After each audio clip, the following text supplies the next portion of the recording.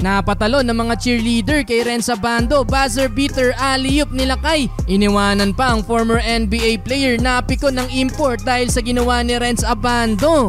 Anyang Red Boosters laban sa powerhouse team ng Japan ng Chiba Jets. Malakas ang team na to mga bro na so far undefeated din sa tournament. First quarter mukhang ganado ngayon sila Kai. Unang bitaw sa 3, pasok kagad para kay Abando. Kabantayan niya sa game mga bro ang former NBA player at minsan ang nakaharap ni Kai Sotto sa NBL na si Xavier Cooks. Binabasa pa nila Kai ang depensa. Wala pang 2 minuto ang nakalipas. Gusto agad mang chase down block nila Kai sa import ng Jets. Sumabit nga lang si Renz at parang mapipikon pa kay kabayan ng import. Medyo alanganin na din kasi ang pag-contest nila Kai sa kalaban. Humingi naman agad ng sorry si Abando pero parang binaliwala ng import. Halfway mark ng quarter, kontrolado pa ng Anyang ang lead. Mukhang sinisipon pa ata si kabayan. Balanse lang ang scoring ng Red Boosters. Nga pala wala na si Omari Spellman sa team dahil tapos na ang kontrata nito sa Anyang. Parang nalipad lang sila Kai sa depensa. Bago ilabas under 2 minutes, nakakapagdala muna ng assist si kabayan. Turnover na sana pero nailusot pa ang pasa para sa teammate.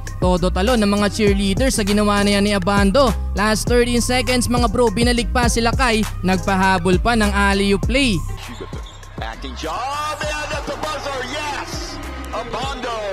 22-21, end of first quarter. Second quarter, iniwanan lang ni Renz Abando mga bro ang depensa dito ni Xavier Cooks. See if they can carve that up. They do. Nice job. Good job of recognition. Malakairi ang atake na yun nila Kai. Sunod na highlight ni Renz, binutotaan naman ang tira ng kalaban. Defender skip pass over to the right side, blocked away and out of bounds it goes.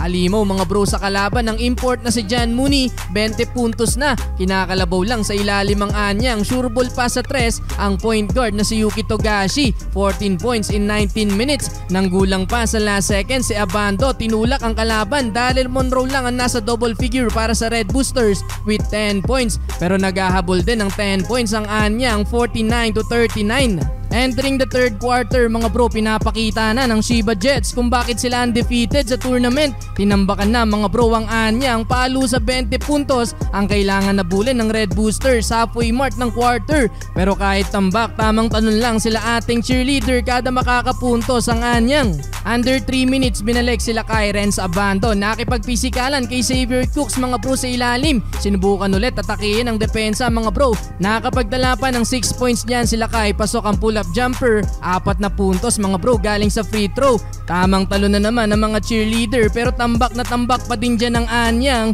77-55 end of third quarter. Well, fourth and final quarter dahil sa laki na ng lead ng Chiba Jets mga bro, nahirapan na talaga ang Anyang makabawi. Aggressive pa din sila Kai pero sa uli, nakakuha na din nila ang unang talo sa EASL. Lakas ng team mula sa Japan mga bro. Nakapagdala pa din ng double figure si Renz Abando with 12 points.